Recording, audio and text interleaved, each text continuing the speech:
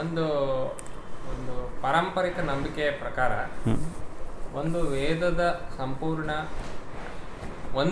ಸಂಪೂರ್ಣ ಕಲಿಕೆಗೆ 12 ವರ್ಷಗಳ ಕಾಲ ಅವಧಿ ಬೇಕಾಗುತ್ತೆ ಅಂತ ಒಂದು ಸಾಮಾನ್ಯ ನಂಬಿಕೆ, ಪಂಡಿತರ ಅಭಿಪ್ರಾಯ ಎಲ್ಲ ಇದೆ. ಸೊ ಈ ನಂಬಿಕೆ ಅಭಿಪ್ರಾಯಗಳಿಗೆ ಒಂದು ಹಿನ್ನೆಲೆಯಾಗಿರುವಂಥ ಒಂದು ತಾತ್ವಿಕ ನಿಲುವುಗಳು ಅಥವಾ ಈ ಥರ ಏನಾದರೂ ಅದರ ಬಗ್ಗೆ ಒಂದು ಇದು ಏನಿದೆ? ಅದೇ ನಮ್ಮಲ್ಲಿ ಯಾವುದೇ ಆಗಲಿ ಪ್ರಧಾನವಾಗಿ ಭಾರತೀಯ ಆಚರಣೆಯಲ್ಲಿ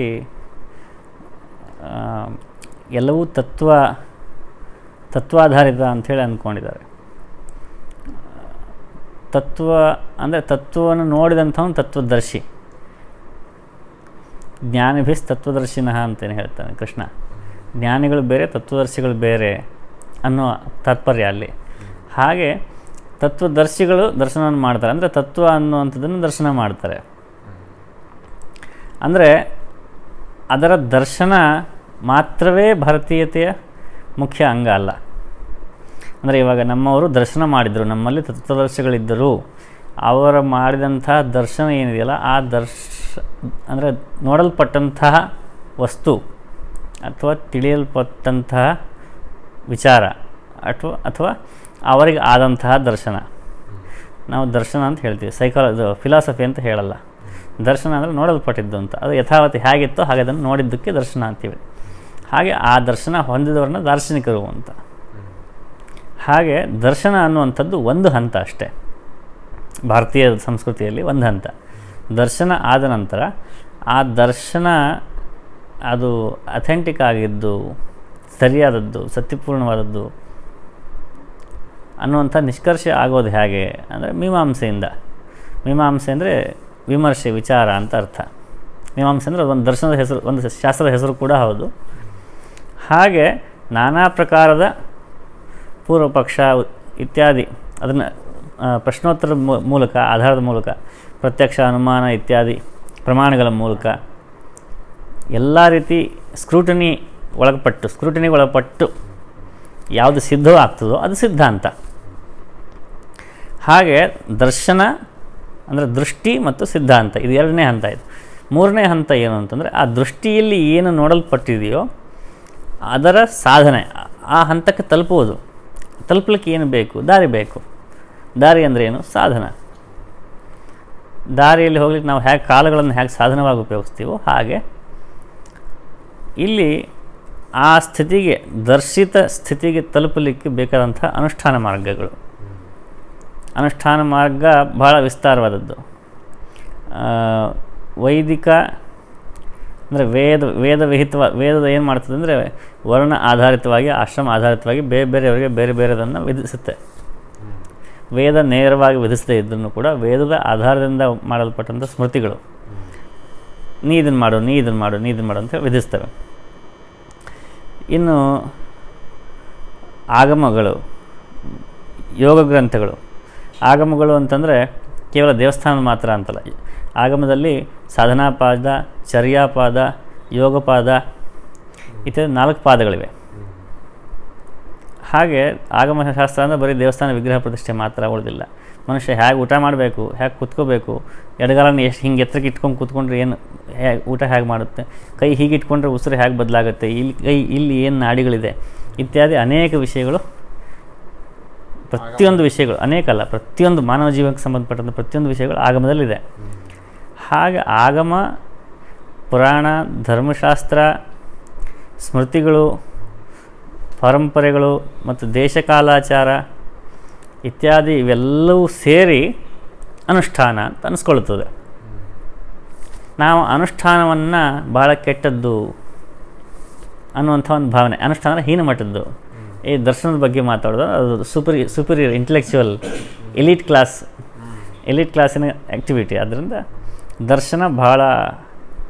ದರ್ಶನದ ಬಗ್ಗೆ ಮಾತಾಡೋದು ಬಹಳ ಫ್ಯಾಷನ್ ಆಗಿಬಿಟ್ಟಿದೆ. ದರ್ಶನದ ಬಗ್ಗೆ ಮಾತಾಡೋರು ಅಂದರೆ ಅವರೊಂದು ಬುದ್ಧಿ ಮೇಲ್ಸ್ತರದ ವ್ಯಕ್ತಿಗಳು ಸಮಾಜದಲ್ಲಿ ಅನ್ನುವಂಥ ಒಂದು ಇದೆ. ಇನ್ನು ಕರ್ಮಕಾಂಡ ಅನ್ನುವಂಥದ್ದು ಇದು ಬುದ್ಧಿಹೀನರು ಮಾಡುವಂಥದ್ದು ಮತ್ತು ಇದು ನಿಜವಾದ ಧರ್ಮದ ಸ್ವರೂಪ ಅಲ್ಲ ಅನ್ನುವಂಥ ಒಂದು ಅಪಪ್ರಚಾರವನ್ನು ಬ್ರಿಟಿಷರು ಮಾಡಿದರು. ಯಾಕಂದರೆ ಅವರ ಲೆಕ್ಕದಲ್ಲಿ ಒಂದು ಗ್ರಂಥದಲ್ಲಿ ಒಂದು ವಿಷಯ ಇದೆ ಅಂದಮೇಲೆ ಅದು ಮಾತ್ರ ಆ ಧರ್ಮದ, ಯಾಕಂದರೆ ಅವ್ರು ಒಂದು ಬುಕ್ ಒಂದು ರಿಲಿಜನ್ ಸಿದ್ಧಾಂತದವರು ಅವರು ಉಪನಿಷತ್ತುಗಳನ್ನು ಅವ್ರಿಗೆ ಡಿನೈ ಮಾಡಲಿಕ್ಕೆ ಸಾಧ್ಯವೇ ಆಗಿಲ್ಲ, ಯಾಕಂದರೆ ಅಷ್ಟು ಆಳವಾದ ವಿಷಯ ಅದರಲ್ಲಿತ್ತು. ಹಾಗಾಗಿ ಉಪನಿಷತ್ತಕ್ಕೆ ರಿಲಿಜನ್ ಉಪನಿಷತ್ತಿನ ಸಮಯವೇ ಬೇರೆ, ವೇದದ ಸಮಯವೇ ಬೇರೆ, ಪುರಾಣದ ಸಮಯವೇ ಬೇರೆ ಅಂಥೇಳಿ ಸಮಯವನ್ನೇ ಅವ್ರು ವಿಂಗಡಣೆ ಮಾಡಿ ಹಾಕಿದರು. ಆ ಸಮಯದಲ್ಲಿ ಇದಿರಲಿಲ್ಲ, ಈ ಸಮಯದಲ್ಲಿ ಅದಿರಲಿಲ್ಲ ಅಂತ ಅವರ ಭಾವನೆ. ನಾವು ವೇದಿಕೆಯರ, ಪ್ರಿವೇದಿಕೆಯರ, ಉಪನಿಷದಿಕೆಯರ, ಪುರಾಣಿಕೆಯರ ಈ ಥರದ್ದೆಲ್ಲ ವಿಭಜನೆಗಳನ್ನು ಮಾಡಲಿಕ್ಕೆ ಕಾರಣ ಅದು. ಹಾಗೆ ಅವರು ವಿಭಜನೆಗಳನ್ನು ಮಾಡುವಾಗ ವೇದಿಕೆಯರಾದಲ್ಲಿ ಇದ್ದದ್ದನ್ನು ಉಪನಿಷದಕ್ಕೆ ವೇರಾದವರು ನಿರಾಕರಿಸಿಬಿಟ್ರು. ಅಲ್ಲಿಗೆ ಒಂದು ಅಂದರೆ ಅದು ಅಂದ್ರೆ ಒಂಥರ ಒಂದು ಕಾಂಕ್ರೀಟ್ ಸ್ಟ್ರಕ್ಚರ್ ಆಗೋ ಹಂತದಲ್ಲಿ ಉಪನಿಷತ್ಗಳು ಬಂದು ಅದನ್ನು ಅಂದರೆ ರಿಚುವಲ್ಗಳನ್ನು ಡಿನೈ ಮಾಡಿಬಿಟ್ಟು ಉಪನಿಷತ್ತುಗಳು. ಅಂದರೆ ಅವ್ರ ಲೆಕ್ಕ ಏನಂತಂದರೆ ಒಂದು ಉಪನಿಷತ್ತು ಇದೆ ಅಂತಂದರೆ ಅದನ್ನ ಇಡೀ ದೇಶದಲ್ಲಿ ಎಲ್ಲರೂ ಓದ್ತಾ ಇದ್ರು, ಎಲ್ಲರೂ ಆಚರಣೆ ಮಾಡ್ತಾಯಿದ್ರು ಅನ್ನೋಂಥ ಒಂದು ಭಾವನೆಯಲ್ಲಿ ಅವ್ರನ್ನ ಬರಿತಾ ಇದ್ದಾರೆ. ಆದರೆ ಶಾಸ್ತ್ರ ಹೇಗೆ ಅಂದರೆ, ನಮ್ಮ ಸಂಸ್ಕೃತಿ ಹೇಗೆ ಅಂದರೆ ಅಧಿಕಾರ ಭೇದ. ಯಾರಿಗೆ ಯಾವುದನ್ನು ಗ್ರಹಿಸುವ ಅಧಿಕಾರ ಇದೆಯೋ ಅವರಿಗೆ ಆ ಮಟ್ಟದ ಆಚರಣೆಯನ್ನು ಶಾಸ್ತ್ರ ವಿಹಿಸುತ್ತೆ. ನಿನಗೆ ಇದು ಗೊತ್ತಾಗಲ್ಲ, ನೀ ಇದು ಮಾಡು, ನಿನಗೆ ಇದು ಗೊತ್ತಾಗಲ್ಲ, ನೀ ಇದು ಮಾಡು. ನಿನಗೆ ಇದು ಗೊತ್ತಾಗಲ್ಲ ಅಂತ ನೇರವಾಗಿ ಹೇಳಲ್ಲ ಶಾಸ್ತ್ರ. ಏನು ಮಾಡ್ತದೆ, ಸತ್ಯನಾರಾಯಣ ಪೂಜೆ ಮಾಡುವವನಿಗೆ ಸತ್ಯನಾರಾಯಣ ಪೂಜೆಯಿಂದ ಸಮಸ್ತ ಯಜ್ಞ ಫಲಗಳು ಉಂಟಾಗ್ತವೆ ಅಂತ ಹೇಳ್ತದೆ. ಈ ಸತ್ಯನಾರಾಯಣ ಪೂಜೆ ಏನಪ್ಪ ನೀನು ಮಾಡೋದು ವೇಸ್ಟ್, ನೀನು ಯಜ್ಞವನ್ನು ಮಾಡಬೇಕಾಗಿತ್ತು, ಇದನ್ನ ಯಾಕೆ ಮಾಡ್ತಾಯಿದ್ದೆ ಸತ್ಯನಾರಾಯಣ ಪೂಜೆ ಅಂತೇಳಿ ಶಾಸ್ತ್ರ ಯಾವತ್ತೂ ಹೇಳೋದಿಲ್ಲ. ಸತ್ಯನಾರಾಯಣ ಪೂಜೆ ಮಾಡ್ತಾ ಇದೆಯಾ, ಭಾಳ ಒಳ್ಳೆಯದು, ಇದರಿಂದನೇ ಎಲ್ಲ ಯಜ್ಞಗಳ ಫಲವೂ ಸಿಗುತ್ತೆ ಅಂತ ಹೇಳ್ತಾನೆ. ಮತ್ತೆ ಮತ್ತೆ ಮಾಡು ಅಂತ ಹೇಳ್ತಾನೆ. ಶುಕ್ರವಾರ ಮಾಡು, ಹುಣ್ಣಿಮೆಗೆ ಮಾಡು, ರಿಪೀಟ್ ಮಾಡು ಅಂತ ಹೇಳ್ತಾ ಇದೆ. ಅಂದರೆ ಪ್ರೋತ್ಸಾಹ, ಮಕ್ಕಳಿಗೆ ಚಾಕೆಟ್ ಕೊಡ್ತೀವಿ, ನೀ ಇದು ಮಾಡು, ನಿಂಗೆ ಚಾಕೆಟ್ ಕೊಡ್ತೀನಿ ಅಂತ. ಹಾಗೆ ನಿಂಗೆ ಎಲ್ಲ ಯಜ್ಞ ಫಲಗಳು ಸಿಗ್ತಾ ಇದೆ ಇದರಲ್ಲಿ ಅಂಥೇಳಿ ಹೇಳ್ತಾ ಇದೆ ಫಲಶ್ರುತಿ. ಸತ್ಯನಾರಾಯಣ ಪೂಜೆ ಒಂದು ಉದಾಹರಣೆ ಅಷ್ಟೇ, ಎಲ್ಲ ಉದಾಹರಣೆಗಳನ್ನು ತೊಗೋಬೋದು ಈ ಥರ. ಹಾಗೆ ಅವನಿಗೆ ಅದೇ ಅಧಿಕಾರ. ಅವನ ವ್ಯಾವಹಾರಿಕ ಸಾಮರ್ಥ್ಯಕ್ಕೂ, ಆರ್ಥಿಕ ಸಾಮರ್ಥ್ಯಕ್ಕೂ ಮತ್ತು ಅವನ ಬೌದ್ಧಿಕ ಸಾಮರ್ಥ್ಯಕ್ಕೂ ಇತ್ಯಾದಿ ಎಲ್ಲ ನೋಡಿದಾಗ ವ್ರತಗಳು ಅವನಿಗೆ ವಿಹಿತ ಅಲ್ಲಿ. ಅದೇ ಒಬ್ಬ ವೇದ ಇತ್ಯಾದಿಗಳನ್ನು ಅಧ್ಯಯನ ಮಾಡಿ, ಶ್ರೀರಂಗ ಸಹಿತ ವೇದಾಧ್ಯಯನ ಮಾಡಿ ಯಜ್ಞ ಮಾಡುವಂಥ ಸಾಮರ್ಥ್ಯ ಇರುವಂಥವನಿಗೆ ಈ ಅಗ್ನಿಹೋತ್ರ ಇವೆಲ್ಲ ಯಾಕೆ ಮಾಡ್ತೀರಪ್ಪ ನೀನು, ಉಪಾಸನಾ ಇಷ್ಟಿಗಳು, ಸೋಮಯಾಗ ಇವೆಲ್ಲ ಯಾಕೆ, ಸತ್ಯನಾರಾಯಣ ಪೂಜೆ ಮಾಡು ಅಂತ ಹೇಳುತ್ತಾ ಶಾಸ್ತ್ರ? ಇಲ್ಲ. ಹಾಗೆ ಅಧಿಕಾರ ವ್ಯಾಪ್ತಿಗೆ ಅನುಗುಣವಾಗಿ ಶಾಸ್ತ್ರ ಹೇಳ್ತದೆ. ಆದರೆ ಇದನ್ನು ಅವರು ಒಪ್ಪಲಿಲ್ಲ. ಅವರ ರಿಲಿಜಿಯನ್ ಅಂತಂದರೆ ಎಲ್ಲ ಸೊಸೈಟಿ ಪೂರ್ತಿ ಒಂದೇ ಪ್ರಾಕ್ಟೀಸ್ ಮಾಡುತ್ತೆ ಅಂತ ಅವರ ಭಾವನೆ. ಹಾಗಾಗಿ ವೇದಿಕ್ ಉಪನಿಷತ್ತುಗಳಲ್ಲಿ ಕರ್ಮಕಾಂಡವನ್ನು ಅವರು ಕನ್ಸಿಡರ್ ಮಾಡಿಲ್ಲ. ಆದ್ದರಿಂದ ಅದರ ಇದೇ ಉಪಯುಕ್ತತೆಯೇ ಹೊರಟು ಹೋಯಿತು ಕರ್ಮಕಾಂಡದ್ದು ಅಂತ ಅಂದ್ಕೊಂಡ್ರು. ಇವಾಗ ಒಬ್ಬ ಸನ್ಯಾಸಿಯ ದೃಷ್ಟಿಯಲ್ಲಿ ಸತ್ಯನಾರಾಯಣ ಪೂಜೆ ಅನುಪಯುಕ್ತವಾಗಿರಬಹುದು. ಆದರೆ ಒಬ್ಬ ವೈಶ್ಯ ವರ್ಣದೋ ಅಥವಾ ಕ್ಷತ್ರಿಯ ವರ್ಣದೋ ಅಥವಾ ಶೂದ್ರ ವರ್ಣದ ಒಬ್ಬ ಮಾಮೂಲಿ ಗೃಹಸ್ಥ ಸ್ತ್ರೀಗೆ ಸತ್ಯನಾರಾಯಣ ಪೂಜೆ ಅತ್ಯಂತ ಬೆಲೆಗೊಳ್ಳುವಂಥದ್ದು ಒಂದು ಉಪಾಸನಾ ವಿಧಾನ. ಅದು ಸನ್ಯಾಸಿಯ ದೃಷ್ಟಿಯಲ್ಲಿ ಅದಕ್ಕೆ ಬೆಲೆ ಇಲ್ಲ, ಆಕೆಯ ದೃಷ್ಟಿಯಲ್ಲಿ ಸನ್ಯಾಸಿಗೂ ಬೆಲೆ ಇಲ್ಲ. ಈಗ ನೀವು ಒಬ್ಬ ಮನೆಗೂ ಹೋಗಿ ಸನ್ಯಾಸ ಅಂತಂದರೆ ಸನ್ಯಾಸಿ ಥರ ಆಡ್ತಾ ಇದೆಯಲ್ಲಪ್ಪ ನೀನು ಅಂತ ಬೈತಾರೆ. ಅಂದರೆ ಸನ್ಯಾಸ ಬೈಗಳು, ಆಲ್ಮೋಸ್ಟ್ ಬೈಗಳು ಅದು ಗೃಹಸ್ಥರ ದೃಷ್ಟಿಯಲ್ಲಿ. ಅದೇ ಸನ್ಯಾಸಿ ಎದುರುಗಡೆ ಬಂದರೆ ಕಾಲಿಗೆ ಬೀಳ್ತಾರೆ, ನಮಸ್ಕಾರ ಮಾಡ್ತಾರೆ. ಯಾಕೆ ಹಾಗೆ ಅಂದರೆ ಸ್ವಧರ್ಮ ಪ್ರಶಂಸೆ ಪರಧರ್ಮ ನಿಂದೆ ಅಂತ. ಅವರಿಗೆ ಅವರ ಧರ್ಮ ಶ್ರೇಷ್ಠ, ಗೃಹಸ್ಥರಿಗೆ ಗೃಹಸ್ಥ ಧರ್ಮವೇ ಶ್ರೇಷ್ಠ, ಸನ್ಯಾಸಿಗೆ ಸನ್ಯಾಸ ಧರ್ಮವೇ ಶ್ರೇಷ್ಠ. ಸನ್ಯಾಸಿಗೆ ಗೃಹಸ್ಥರ ಧರ್ಮ ನಿಂದ್ಯ, ಗೃಹಸ್ಥ ನಿಂದನಲ್ಲ. ಗೃಹಸ್ಥರಿಗೆ ಸನ್ಯಾಸಿಯು ನಿಂದನಲ್ಲ, ಆದರೆ ಸನ್ಯಾಸಿ ಧರ್ಮ ನಿಂದ್ಯ. ಗೃಹಸ್ಥ ಸನ್ಯಾಸಿ ಥರ ಆಡಬಾರ್ದು, ಆದರೆ ಸನ್ಯಾಸಿಯನ್ನು ಗೌರವಿಸಬೇಕು. ಹಾಗೆ ಅವರವರ ಧರ್ಮ ಅವರಿಗೆ, ಪರಧರ್ಮ ನಿಂದ್ಯ. ಈ ಡಿಸ್ಟಿಂಕ್ಷನ್ನು, ಈ ಸೂಕ್ಷ್ಮಗಳು ಗೊತ್ತಿಲ್ಲದಿರೋಂಥವ್ರು ಒಂದಿಷ್ಟು ಲೈನ್ಗಳನ್ನು ಕೊಟ್ಟರೆ ಇದರಲ್ಲಿ ಯಾವುದೇ ಕರ್ಮಗಳಿಂದ ಏನು ಫಲ ಇಲ್ಲ ಅಂತ ಯಾವುದೋ ಒಂದು ಉಪನಿಷತ್ತಲ್ಲಿ ಅಂದ್ಕೊಳ್ಳೋಣ. ಕರ್ಮಗಳ ಕಾಲ ಮುಗಿದೋಯ್ತು, ಇಲ್ಲಿವರೆಗೆ ಮಾಡ್ತಾ ಇದ್ದಂಥ ಕರ್ಮಗಳೆಲ್ಲ ಬಿಟ್ಟು ಜನ ಇಲ್ಲಿಂದ ಇಲ್ಲಿಗೆ ಮೂವ್ ಆಗಿಬಿಟ್ರು. ಅದು ಮೂವ್ ಆದಮೇಲೂ ಕೂಡ ಇವತ್ತಿಗೂ ಕರ್ಮಕಾಂಡ ಮಾಡ್ತಾ ಇದೆಯಾ ಅಂತಂದಮೇಲೆ ನೀನು ವೇಸ್ಟ್ ಫೆಲೋ ನೀನು ಅನ್ನುವಂಥ ಭಾವ. ಆದರೆ ಅದು ಇದಾಯಿತು ಅಲ್ಲಿಗೆ. ಹಾಗೆ ಅವರು ಕರ್ಮಕಾಂಡವನ್ನು ಮಾಡೋದು ಅಂದರೆ ಅನುಷ್ಠಾನವನ್ನು ಮಾಡೋದು ಅನಾವಶ್ಯಕ. ಮಡಿ ಮೈಲಿಗೆ ಇತ್ಯಾದಿಗಳನ್ನು ಸಂಧ್ಯಾವಂದನೆ, ಅಗ್ನಿಕಾರ್ಯ ಇತ್ಯಾದಿ ಅವರ ವಿಹಿತ ಕರ್ಮಗಳನ್ನು ಮಾಡೋದು. ಧರ್ಮಾಚರಣೆ ಅಂದರೆ ಏನಂತಂದರೆ ವಿಹಿತ ಕರ್ಮಾನುಷ್ಠಾನ ನಿಷಿದ್ಧ ಕರ್ಮ ತ್ಯಾಗ.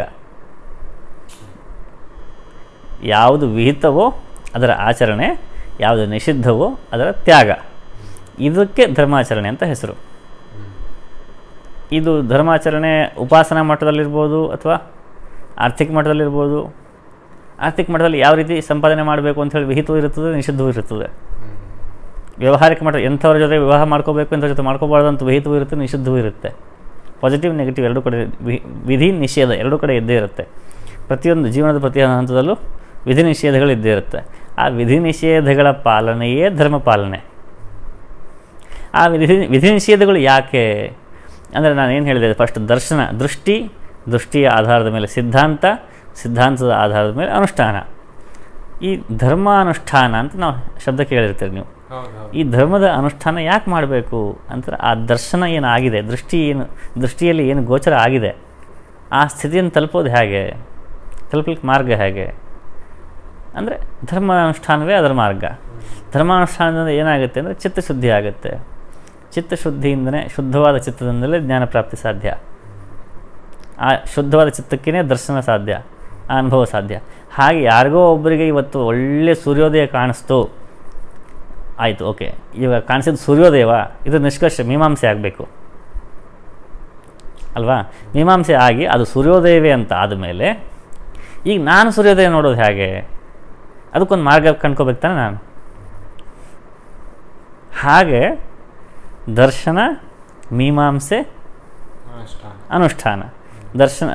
ದೃಷ್ಟಿ, ಸಿದ್ಧಾಂತ, ಅನುಷ್ಠಾನ, ಇದು ಧರ್ಮದ, ಭಾರತೀಯ ಸಂಸ್ಕೃತಿಯ ಮೂಲ ಸ್ವರೂಪ.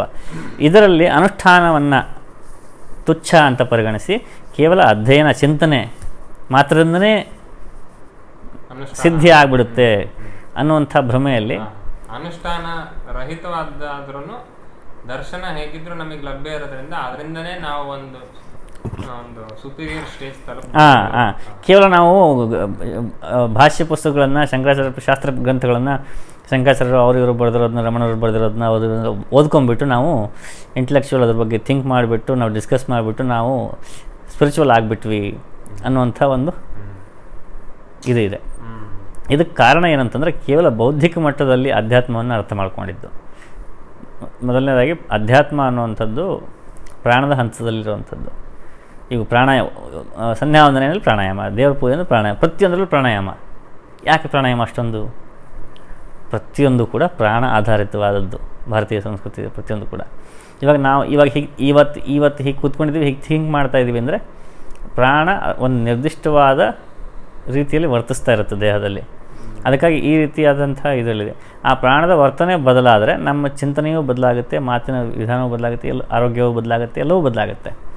ಆ ಪ್ರಾಣದಲ್ಲಿ ಪರಿವರ್ತನೆ ಹೇಗಾಗುತ್ತೆ ಅಂತಂದರೆ, ಒಂದು ಆಹಾರದಿಂದ ಆಗುತ್ತೆ, ಎರಡನೇದ್ದು ನಮ್ಮ ಪ್ರಯತ್ನದಿಂದ, ಪ್ರಾಣಾಯಾಮ, ಯೋಗ ಸಾಧನೆ ಇತ್ಯಾದಿ ಪ್ರಯತ್ನಗಳಿಂದ ಆಗುತ್ತೆ. ಹೀಗೆ ಪ್ರಾಣವನ್ನು ನಾವು, ಪ್ರಾಣ ನಮ್ಮನ್ನು ಕಂಟ್ರೋಲ್ ಮಾಡುತ್ತೆ, ಆ ಪ್ರಾಣವನ್ನು ನಾವು ಕಂಟ್ರೋಲ್ ಮಾಡ್ಬೋದು.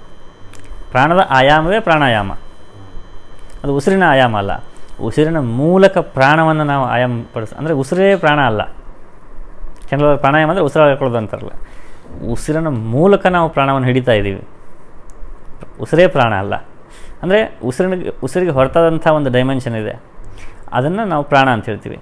ಆ ಪ್ರಾಣ ಶರೀರದಲ್ಲಿ ಸರಿಯಾದ ಪ್ರಾಣಮಯ ಕೋಶ ಸರಿಯಾಗಿದ್ದಾಗ ಅದು ಹೇಗಿದೆಯೋ ಅದಕ್ಕೆ ತಕ್ಕಂಥ, ಉದಾಹರಣೆಗೆ ನಿಮಗೆ ಯೋಗ ಕ್ಲಾಸಿಗೆ ಹೋಗೋರಿರ್ತಾರೆ ಕೆಲವರು, ಅವರು 1-1.5 ಗಂಟೆ ಅದು ಇದು ಯೋಗಾಭ್ಯಾಸಗಳೆಲ್ಲ, ಆಸನಗಳು ಇತ್ಯಾದಿಗಳು, ಪ್ರಾಣಾಯಾಮ ಇತ್ಯಾದಿಗಳು ಮಾಡಿ, ಶವಾಸನ ಮಾಡಿ ಹೊರಗೆ ಬಂದಾಗ ಒಂದು ವಿಶೇಷವಾದಂಥ ಆಹ್ಲಾದಕರವಾದಂಥ ಸ್ಥಿತಿಯಲ್ಲಿರ್ತಾರೆ.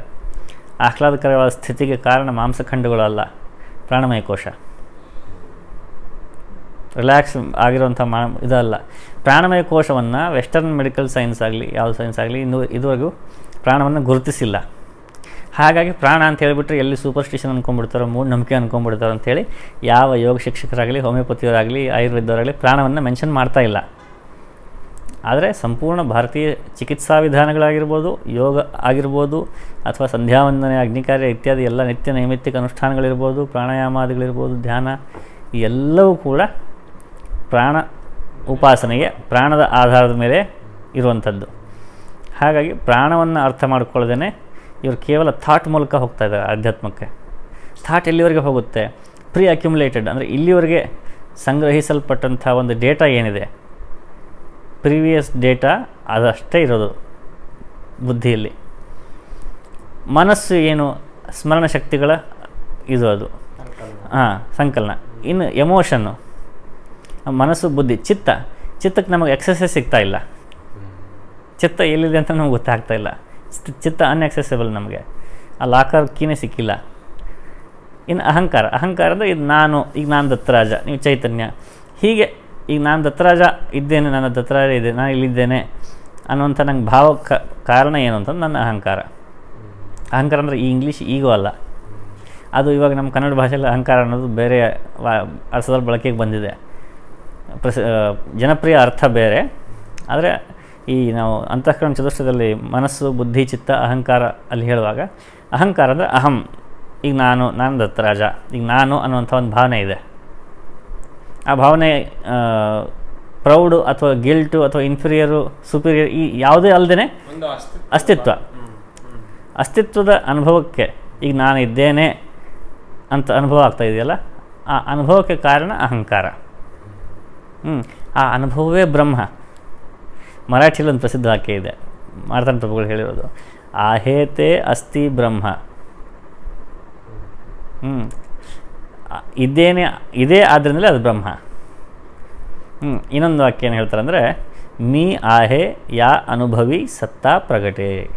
ಈಗ ನಾನಿದ್ದೇನೆ ಅನ್ನೋ ಅನುಭವ ನನಗೆ ಆಗ್ತಾ ಇದೆಯಾ ಇಲ್ವೋ? ಅನುಭವ ಆಗ್ತಾ ಇದೆ, ಪರಮಾತ್ಮ ಇದ್ದಾನೆ ಅಂತ ಆಯಿತು. ನಾನು ಇದ್ದೇನೆ ಅನ್ನೋ ಅನುಭವದಲ್ಲಿಯೇ ಭಗವಂತನ ಸತ್ತಾ ಪ್ರಕಟ ಆಗುತ್ತೆ. ಇದಕ್ಕೆ ವೇದಾಂತ ಶಾಸ್ತ್ರದಲ್ಲಿ ಒಂದು ಸುಂದರವಾದ ಶ್ಲೋಕ ಇದೆ. ಅಸ್ತಿ ಭಾತಿ ಪ್ರಿಯಂ ನಾಮ ರೂಪಚೇತ್ಯಂಶ ಪಂಚಕಂ ಆದ್ಯತ್ರಯಂ ಬ್ರಹ್ಮರೂಪಂ ಮಾಯಾರೂಪಂ ತಥೋದ್ವಯಂ. ಅಸ್ತಿ ಅಂದರೆ ಇದ್ದೇನೆ, ಇರುವಿಕೆ. ಈಗ ನಾನು ಇದ್ದೇನೆ ಇಲ್ವೋ? ಇದ್ದೇನೆ. ಈಗ ಭಾತಿ, ಇದ್ದೇನೆ ಅನ್ನೋ ಅನುಭವ ನನಗೆ ಆಗ್ತಾ ಇದೆಯೋ ಇಲ್ವೋ? ನನಗೆ ಅನುಭವ ಆಗ್ತಾಯಿದೆ. ಆ ಅನುಭವ ಪ್ರಿಯವಾದದ್ದು, ಅಪ್ರಿಯವಾದದ್ದು. ಅನುಭವ ಪ್ರಿಯವಾದದ್ದು. ಅದು ಅಪ್ರಿಯವಾಗಿದ್ದರೆ ಯಾವತ್ತೂ ಎಲ್ಲರೂ ಆತ್ಮಹತ್ಯೆ ಮಾಡ್ಕೊಂಡು ಸುತ್ತೋಗ್ಬಿಡ್ತಿದ್ರು. ನೀರಲ್ಲಿ ಬಿದ್ದರೆ ನಾವು ತಕ್ಷಣ ವಾಪಸ್ ಹೊರಗೆ ಬರೋಕ್ಕೆ ಯಾಕೆ ಪ್ರಯತ್ನ ಪಡ, ಅದು ಅಸ್ತಿತ್ವ ಇರುವಿಕೆಯ ಅನುಭವ ಪ್ರಿಯವಾದದ್ದು. ಆ ಪ್ರಿಯತ್ವವನ್ನು ಕಳ್ಕೊಳ್ಳಿಕ್ಕೆ ಯಾರಿಗೂ ಇಷ್ಟ ಇಲ್ಲ. ಹಾಗಾಗಿ ಯಾರೂ ಸಾಯಲಿಕ್ಕೆ ಇಷ್ಟಪಡೋದಿಲ್ಲ. ಇನ್ನು ತೀವ್ರವಾದಂಥ ಮಾನಸಿಕ ಕ್ಷೋಭೆಗೊಳಪಟ್ಟು ಕೆಲವರು ಆತ್ಮಹತ್ಯೆ ಮಾಡ್ಕೊಳ್ತಾರೆ. ಆ ನಿರ್ಧಾರಕ್ಕೆ ಒಳಪಟ್ಟು ಹೋಗಿದ್ರು ಕೂಡ ತಕ್ಷಣ ಅವರು ಕೂಡ ಬದುಕಲಿಕ್ಕೆ ವಾಪಸ್ ಪ್ರಯತ್ನ ಪಡ್ತಾರೆ. ಸಾಧ್ಯ ಆಗೋದಿಲ್ಲ, ಕೈ ಮೀರಿ ಹೋಗಿರುತ್ತೆ ಅಷ್ಟೇ. ಹಾಗಾಗಿ ಮನುಷ್ಯ ಸಾಯದೇನೆ ಬದುಕಲಿಕ್ಕೆ ಕಾರಣ ಏನು ಅಂದರೆ ಜೀವಿಸುವ ಇಚ್ಛೆ. ಅದಕ್ಕೆ ಜಿಜೀವಿಷ ಅಂತ ಹೇಳ್ತಾರೆ. ಆ ಜಿಜೀವಿಷ ಯಾಕೆ ಉಂಟಾಗುತ್ತೆ ಅಂತಂದರೆ ಅದು ಪ್ರಿಯತ್ವದಿಂದ ಉಂಟಾಗುತ್ತೆ. ಅದು ನಮಗೆ ಇರುವಿಕೆಯ ಅನುಭವ ಪ್ರಿಯ. ಅಸ್ತಿತ್ವ, ಭಾತಿತ್ವ, ಪ್ರಿಯತ್ವ, ಇದ್ದೇನೆ, ಇರುವಿಕೆ ಮತ್ತು ಇರುವಿಕೆಯ ಅನುಭವ ಮತ್ತು ಅನುಭವದ ಪ್ರಿಯತ್ವ, ಈ ಮೂರು ಇದೆಯಲ್ಲ, ಇದು ಬ್ರಹ್ಮ. ಅಂದರೆ ಇದು ಸತ್ಯ. ಇದರಲ್ಲಿ ಎಂದಿಗೂ ಬದಲಾವಣೆ ಆಗಲ್ಲ, ಬದಲಾವಣೆ ಆಗೋದೇ ಇಲ್ಲ. ಇನ್ನು ನಾಮರೂಪ, ಈಗ ನಾನು ದತ್ತರಾಜ, ಈ ನಾಮ ಇದೆಯಲ್ಲ, ಈ ನಾಮ ಚೇಂಜ್ ಆಗ್ಬೋದು. ನೀವು ದತ್ತರಾಜ ಅನ್ಬೋದು, ಅವ್ರ ಗುರುಗಳೇ ಅನ್ಬೋದು, ಅವ್ರು ದತ್ತು ಅನ್ಬೋದು, ಇವು ದತ್ಯ ಅನ್ಬೋದು. ನಾಮ ಸ್ಥಿರ ಅಲ್ಲ, ಅದು ಬದಲಾವಣೆ ಅದು ಮಾಯಾ. ಈಗ ದತ್ತರಾಜ ಅಂತ ನನ್ನ ಹೆಸರು ಇದೆ, ಚೇಂಜ್ ಮಾಡಿ ನಾಳೆ ನಾನು ಮತ್ತೊಂದು ಹೆಸರು ಇಟ್ಕೋಬೋದು, ಸೋಮೇಶ್ವರ ಅಂತ ಇಟ್ಕೋಬೋದು. ನಾಮ ಬದಲಾವಣೆ ಆಗುತ್ತೆ. ರೂಪ ಇವತ್ತು ಹೇಗಿದೆಯೋ ನಾಳೆ ಬೆಳಗ್ಗೆ 7 ವರ್ಷದಲ್ಲಿ ರೂಪ ಬದಲಾಗಿರುತ್ತೆ. ಪ್ರತಿ ಕ್ಷಣ ದೇಹದಲ್ಲಿ ಸೆಲ್ಗಳು ಹುಡ್ತಾ ಇವೆ, ಸಾಯ್ತಾ ಇವೆ, ದೇಹ ಬದಲಾಗ್ತಾನೇ ಇದೆ. ರೂಪ ಇವಾಗ ಇದ್ದಾಗ ಇನ್ನೊಂದು ಗಂಟೆ ಆದಮೇಲೆ ಇರಲ್ಲ. ಹಾಗಾಗಿ ಈ ದೇಹವು ಹೊರಟಾದ್ಮೇಲೆ ಮತ್ತೊಂದು ದೇಹ ಬರ್ಬೋದು ಅಥವಾ ದೇಹದಲ್ಲಿ ಇಲ್ಲದೇ ಇರ್ಬೋದು. ಆದರೆ ಅಸ್ತಿತ್ವ ಮಾತ್ರ ಹೋಗಲ್ಲ. ಅಸ್ತಿತ್ವ, ಭಾತಿತ್ವ, ಪ್ರಿಯತ್ವ ಮೂರು ಇದ್ದೇ ಇರುತ್ತೆ. ನಾಮ ರೂಪ ಇದೆರಡು ಮಾತ್ರ ಬದಲಾಗ್ತಾ ಇರುತ್ತೆ. ಹಾಗಾಗಿ ಆದ್ಯತ್ರಯಂ ಬ್ರಹ್ಮರೂಪಂ ಮಾಯಾರೂಪಂ ತಥೋದ್ವಯಂ. ಈ ಮೊದಲಿನ 3 ಬ್ರಹ್ಮರೂಪ, ಈ ಕೊನೆಯ 2 ಮಾಯಾರೂಪ. ಹಾಗೆ ಈ ಅಸ್ತಿತ್ವದಲ್ಲಿ ಪ್ರಾಣಶಕ್ತಿಯನ್ನು ನಾವು ಅರ್ಥ ಮಾಡಿಕೊಳ್ದೇನೆ ಕೇವಲ ಬುದ್ಧಿ ಜಡವಸ್ತು. ಥಾಟ್ ಮೂಲಕ ಏನು ನಾವು ಥಿಂಕ್ ಮಾಡ್ತಾ ಇದ್ದೀವಿ ಅದನ್ನು ನಾವು ಅಧ್ಯಾತ್ಮ ಅಂದ್ಕೊಳ್ತಾ ಇದ್ದೀವಿ. ಥಾಟ್ ಎಲ್ಲಿವರೆಗೆ ಹೋಗುತ್ತೆ ಅಂದರೆ ಅದರಲ್ಲಿರುವಂಥ ಮಾಹಿತಿ ಎಷ್ಟೋ ಅಷ್ಟರವರೆಗೆ ಮಾತ್ರ ಹೋಗುತ್ತೆ. ಮಾಹಿತಿಯನ್ನು ದಾಟಿ ಮುಂದಕ್ಕೆ ಹೋಗಲ್ಲ. ಹಾಗಾಗಿ ಮನಸ್ಸು, ಬುದ್ಧಿ ಇವೆರಡನ್ನು ಸೈಡ್ಗೆ ಇಟ್ಟು ಪ್ರಾಣದ ಮೇಲೆ ಕೆಲಸ ಮಾಡಿದರೆ ಬೇರೆ ಅನುಭವಗಳೇ ಆಗುತ್ತೆ. ಕೇವಲ ಅಧ್ಯಯನದ ಮೂಲಕ ಆಧ್ಯಾತ್ಮವನ್ನು ಸಾಧಿಸ್ಲಿಕ್ಕೆ ಹೊರಟವ್ರಿಗೆ ಪ್ರಾಣದ ಮೇಲೆ ಕೆಲಸ ಮಾಡದೇ ಇದ್ದರೆ ಆ ಅನುಭವಗಳು ಸಾಧ್ಯ ಆಗಲ್ಲ. ಸ್ವಾಧ್ಯಾಯ ಅಂತ ಹೇಳಿ ಒಂದು ಬರುತ್ತೆ. ಹೌದು, ಸ್ವಾಧ್ಯಾಯದ ಮಹತ್ವ, ಸ್ವಾಧ್ಯಾಯ ಮಾಡಬೇಕು ಅನುಷ್ಠಾನದಲ್ಲಿ ಸ್ವಾಧ್ಯಾಯನೂ ಒಂದು ಅಂತ. ಹೌದು ಹೌದು ಹೌದು ಹೌದು ಹೌದು. ಅಂದರೆ ಅದು ಇದಕ್ಕೆ ಇದನ್ಸಲ್ವಾ ಅಂತ. ಸ್ವಾಧ್ಯಾಯದಿಂದ ಈಗ ಅಧ್ಯಯನದಿಂದ ಅವನು ಒಂದು ಏನೋ ಅನುಭವ ಕಂಡುಕೊಂಡ, ಸಮಥಿಂಗ್ ಆ ದರ್ಶನ ಅರ್ಥ ಮಾಡ್ಕೊಂಡ ಅಂತ. ಈಗ ಒಂದು ದೊಡ್ಡ ಪುಸ್ತಕ ಎಲ್ಲ ಬರುತ್ತಲ್ಲ, ಸೊ ಅವ್ರ ದರ್ಶನನ ಅಂದರೆ ಸ್ವಾಧ್ಯಾಯದಿಂದ ಅಲ್ಲಿ ಇಲ್ಲಿ ಅಂದರೆ ಸುಮಾರು ರೆಫರೆನ್ಸ್ಗಳು, ಸುಮಾರು ಎಲ್ಲ ಪುಸ್ತಕಗಳು ಓದಿ ಅವರ ಒಂದು ಏನಂತ ಹೇಳ್ತಾರೆ ಸ್ಪಷ್ಟತೆ ಬರ್ತದೆ. ಸ್ಪಷ್ಟತೆ ಬಂತು. ಅಲ್ಲಿ ಸಿದ್ಧಾಂತದ ಹಂತದಲ್ಲೇ ಇದ್ದಾರೆ ಅಂತ ಆಯಿತು, ಅನುಷ್ಠಾನ ಹಂತಕ್ಕೆ ಬಂದೇ ಇಲ್ಲ ಅಂತ ಆಯಿತು. ದರ್ಶನ, ದೃಷ್ಟಿ, ಸಿದ್ಧಾಂತ. ಸಿದ್ಧಾಂತ ಅರ್ಥ ಮಾಡ್ಕೊಳ್ಳೋದು ಅಂದ್ರೆ ಅರ್ಥ ಏನು, ಅಲ್ಲಿ ಇನ್ನು ಅದು ದರ್ಶನ ಅರ್ಥ ಮಾಡ್ಕೊಳ್ಳೋದು ಅಂದರೆ ಇನ್ನೂ ಸಿದ್ಧಾಂತದ ದೃಷ್ಟಿ ಹಂತದಲ್ಲೇ ಇದ್ದಾರೆ ಅಂತ ಆಯಿತು. ಇವಾಗ ನೇರವಾಗಿ ನೀವು ದೃಷ್ಟಿ, ಸಿದ್ಧಾಂತ ಇವೆರಡನ್ನೂ ಬಿಟ್ಟು ನೇರವಾಗಿ ಅನುಷ್ಠಾನಕ್ಕೂ ಬರ್ಬೋದು. ಈಗ ಒಬ್ಬ ವ್ಯಕ್ತಿ ಇದ್ದಾನೆ, ಹುಡುಗ ಇದ್ದಾನೆ, ನೀವು ಕೇಳಿದ್ದೀನಿ 12 ವರ್ಷದ್ದು ಕೇಳಿದ್ರಿ ನೀವು, 12 ವರ್ಷದ ಉಪನಯನದಲ್ಲಿ ಇದು ಕೇಳಿದ್ರಿ. ಉಪನಯನದಲ್ಲಿ ಉಪನಯತಿ ಅಂದರೆ ಹತ್ತಿರ ಕರ್ಕೊಂಡು ಹೋಗೋದು ಅಂತ ಅರ್ಥ. ಉಪನಯನದ ಇತ್ತೀಚೆಗೆ ಏನು ಅಂದ್ಕೊಂಡ್ಬಿಟ್ಟಿದ್ದಾರೆ, ಯಜ್ಞೋಪವೀತ ಹಾಕೋದು ಅಂದ್ಕೊಂಡಿದ್ದಾರೆ. ಉಪನಯನ ಅಂದರೆ ಯಜ್ಞೋಪವೀತ ಹಾಕೋದಲ್ಲ. ಉಪ ಅಂದರೆ ಹತ್ತಿರ, ನಯನ ಅಂದರೆ ಕರ್ಕೊಂಡು ಹೋಗೋದು. ಹಿಂದಿನ ಕಾಲದಲ್ಲಿ ಏನಾಗ್ತಾಯಿತ್ತು ಅಂದರೆ, ಗುರುಕುಲಗಳಲ್ಲಿ ಆಚಾರ್ಯಗಳು ಇರ್ತಾಯಿದ್ರು. ಮನೆಯಲ್ಲಿ ಹುಡುಗನಿಗೆ 7 ವರ್ಷ 7.5 ವರ್ಷ ವಯಸ್ಸಾದ ತಕ್ಷಣ ಆಚಾರನ ಹುಡುಕ್ಲಿಕ್ಕೆ ಪ್ರಾರಂಭ ಮಾಡ್ತಿದ್ರು. ಪ್ರಾರಂಭ ಮಾಡಿ ಹೋಗಿ, ನಾವು ಇಂಥ ಕುಲದವರು, ಇಂಥ ಗೋತ್ರದವರು, ಇಂಥ ವೇದ, ಇಂಥ ಶಾಖೆಯವರು, ನಮ್ಮ ಮನೇಲಿ ಇಂಥ ಹುಡುಗ ಇದ್ದಾನೆ, ನೀವು ಬಂದು ಉಪನಯನ ಮಾಡಿ ಕರ್ಕೊಂಡು ಹೋಗಿ ಅಂಥವ್ರಿಗೆ ಕೇಳ್ಕೊಳ್ತಾಯಿದ್ರು. ಅವರಿಗೆ ಇದೆಲ್ಲ ಇವರ ವಿವರಣೆಗಳೆಲ್ಲ ಒಪ್ಪಿಗೆ ಆದರೆ ಅವರು ಬರ್ತಾಯಿದ್ರು. ಉಪನಯನದ ದಿವಸ ಬಂದಾಗ ಆಚಾರ್ಯನಿಗೂ ಮತ್ತು ಆ ವಟುವಿಗೂ ಭೇಟಿಗೆ ಒಂದು ಮುಹೂರ್ತವನ್ನು ನಿರ್ಣಯ ಮಾಡ್ತಿದ್ರು. ನಿರ್ಣಯ ಮಾಡಿ ಒಂದು ತೆರೆ ವಸ್ತ್ರ ತೆರೆ ಹಿಡಿದುಬಿಟ್ಟು ಮಂಗಲಾಷ್ಟಗಳನ್ನೆಲ್ಲ ಹೇಳಿ ಆ ತೆರೆ ತೆಗೆದ ತಕ್ಷಣ ಶಿಷ್ಯನಿಗೂ ಆಚಾರ್ಯನಿಗೂ ಭೇಟಿಗೆ ಮುಹೂರ್ತ. ಉಪನಯನದಲ್ಲಿ ಆ ತೆರೆ ತೆಗೆದ ತಕ್ಷಣ ಅವನಿಗೆ ಸೂತ್ರ ಇದೆ, ವಟುಂ ಸಮ್ಯಂಗ್ ನಿರೀಕ್ಷ, ವಟುವನ್ನು ಚೆನ್ನಾಗಿ ನೋಡಬೇಕು ಅಂತ. ಅಲ್ಲಿವರೆಗೆ ನೋಡಿರಲ್ಲ ಅವನು. ವಿವಾಹದಲ್ಲಿ ಹಾಗೆ ತೆರೆಸಲ್ಲಿ ವಧುವರರು ಪರಸ್ಪರ ನೋಡ್ಕೊಳ್ತಾರೋ ಹಾಗೆ ಉಪನಯನದಲ್ಲಿ ಆಚಾರ್ಯನಿಗೂ ಶಿಷ್ಯನಿಗೂ ಭೇಟಿ. ಇದೇ ಕಾರಣಕ್ಕೆ ಏನು ಹೇಳ್ತಾರೆ ಅಂತಂದರೆ, ಬ್ರಾಹ್ಮಣನಿಗೆ, ಪುರುಷನಿಗೆ ಗಂಡಿಗೆ ಉಪನಯನ ಹೇಗೋ ಕನ್ಯೆಗೆ ವಿವಾಹ ಹಾಗೆ ಅಂತ. ವಿವಾಹವೇ ಕನ್ಯೆಯ ಉಪನಯನ. ಅದರಲ್ಲಿಯೂ ಕೂಡ ಉಪನಯನ ಆಗುತ್ತೆ. ಅವಳು ಮನೆಯಿಂದ ಹೊರಗೆ ಬರ್ತಾಳೆ, ಇಲ್ಲಿ ಇವನು ಮನೆಯಿಂದ ಹೊರಗೆ ಹೋಗ್ತಾನೆ ಗುರುಕುಲಕ್ಕೆ. ಪುರುಷನಿಗೆ ಉಪನಯನ ಹೇಗೋ ಸ್ತ್ರೀಗೆ ವಿವಾಹ ಹಾಗೆ ಅಂತ. ಹಾಗೆ ಅಲ್ಲಿ ಆಚಾರ್ಯನಿಗೆ ಜೊತೆ ಕಳಿಸೋಕ್ಕಿಂತ ಮುಂಚೆ ಅವನಿಗೆ ಒಳ್ಳೆಯ ವಸ್ತ್ರ ಕೊಟ್ಟು, ದಂಡ ಕೊಟ್ಟು, ಯಜ್ಞೋಪವೀತ ಹಾಕಿ ಅವನಿಗೆ ಗುರುಕುಲಕ್ಕೆ ಹೋದ್ಮೇಲೆ ಹೇಗಿರಬೇಕು, ಏನು ಮಾಡಬೇಕು, ಏನು ಮಾಡಬಾರ್ದು ಇದೆಲ್ಲವನ್ನು ಕಲಿಸ್ಕೊಟ್ಟು ತಾಯಿ ಜೊತೆ ಕೊನೆ ಸರ್ತಿ ಊಟ ಮಾಡಿಸಿ.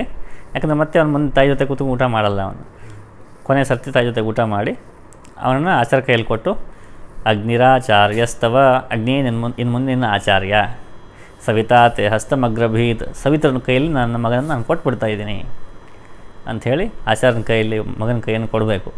ಆಚಾರ್ಯ ಕರ್ಕೊಂಡು ಹೋಗ್ತಾನೆ. ಹೋದ್ಮೇಲೆ ಅಲ್ಲಿ ಗುರುಕುಲದಲ್ಲಿ ಸಂಜೆ ಗಾಯತ್ರಿ ಉಪದೇಶ. ಗಾಯತ್ರಿ ಉಪದೇಶ ಮಂಟಪದಲ್ಲಿ ಅಲ್ವೇ ಅಲ್ಲ, ಇದು ಉಪನಯನದ ಕ್ರಮ.